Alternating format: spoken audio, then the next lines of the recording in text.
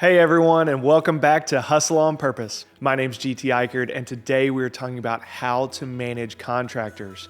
Over my career, I've renovated around 600 single-family homes, and I've learned a ton through that process. My goal today is to give you a lot of these hard-learned lessons so that you can implement some things and save yourselves some headaches, heartaches, and money. Step number one is inspect what you expect. It sounds so simple, but believe me, it's not happening a lot out there. You have to lay eyes on the work that's been done to ensure it meets the standard you have set, and if it doesn't, then make the contractor fix it. Now, the second part of this is you need to have a clear standard so that you hold all of your vendors to it. Make it clear and enforceable. For example, for our affordable housing rentals, my standard is a phrase that I say all of the time. That's functionality and longevity. Everything has to work, and it needs to be able to take a beating, but it doesn't have to be luxurious. Now, you need to communicate that standard clearly and often. You want to avoid anyone coming back and saying, well, I didn't know, or no one told me. To help us avoid this, we have trade-specific codes of conduct that we make all vendors sign with their onboarding paperwork that clearly lines out what we expect from them and their crews. This serves as an accountability document for future tough conversations. Then we continue communicating through detailed rehab lists and use of project management software to track all of our communication.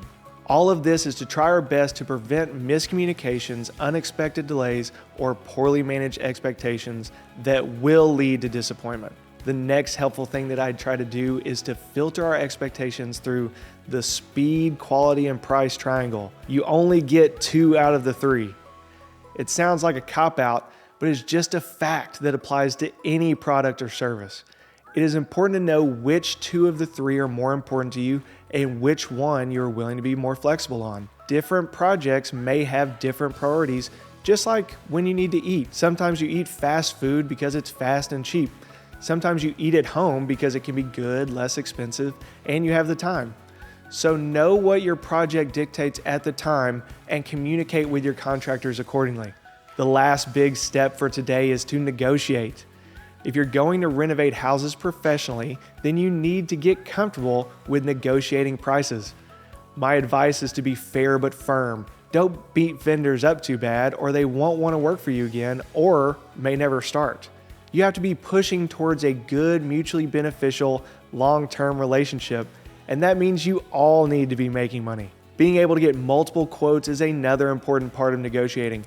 You won't know what is a good price or a bad price without a ton of experience or multiple bids. Never rely on one source of anything.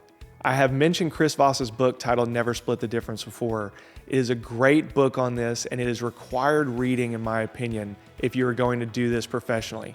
So in summary, to manage contractors and projects well, you need to inspect what you expect, lay eyes on the work being done, and hold vendors accountable. Have a clear standard that you communicate clearly and frequently. Have a clear process for how a vendor should do work, how they should communicate with you, and how they get paid. If these 3 things are clear, then you will avoid a ton of headaches. Next is filter your expectations through that speed, quality, and price triangle and plan accordingly. And lastly, negotiate with contractors in a way that moves you both towards a long-term profitable relationship.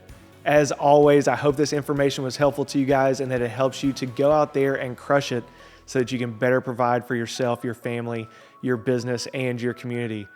If you found any value in this, be sure to like, subscribe, and share with a friend that may find this helpful. If you have any questions, please reach out to us in the comments. We're here to help you, but to do that, we need to hear from you. Go check out Hustle on Purpose on all of our social media platforms, as we'll be dropping more helpful content there. And remember, guys, hustle on purpose.